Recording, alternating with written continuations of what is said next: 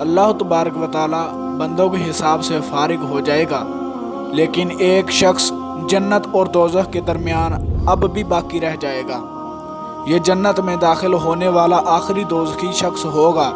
اس کا منہ دوزخ کی طرف ہوگا، اس لیے کہے گا، اے میرے رب، میرے منہ کو دوزخ کی طرف سے پھیر دے، کیونکہ اس کی بدبو مجھ کو مارے ڈالتی ہے اور اس کی چمک مجھے جلائے دیتی ہے۔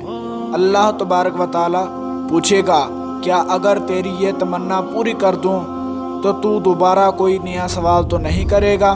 بندہ کہے گا، نہیں، تیری بزرگی کی قسم، اور جیسے جیسے اللہ تبارک و تعالی چاہے گا وہ قول و قرار کرے گا۔ آخر اللہ تبارک و تعالی جہنم کی طرف سے اس کا منہ پھیر دے گا۔ جب وہ جنت کی طرف منہ کرے گا اور اس کی شادابی نظروں کے سامنے آئے گی تو اللہ نے جتنی دیر چاہا چپ رہے گا، لیکن پھر بول پڑے گا، اے اللہ، مجھے جنت کے دروازے کے قریب پہنچا دے۔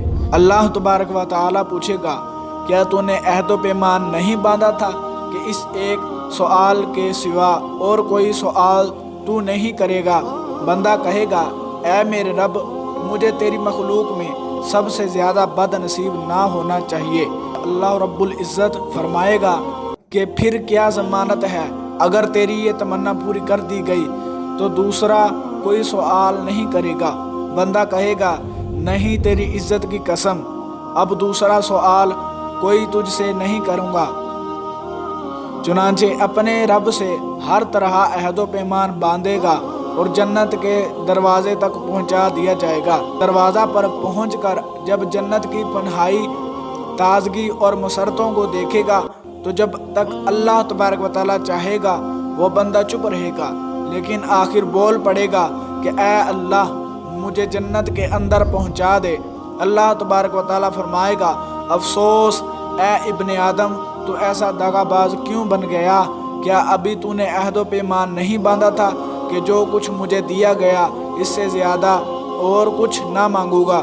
بندہ کہے گا، اے میرے رب، مجھے اپنی سب سے زیادہ بد نصیب مخلوق نہ بنا۔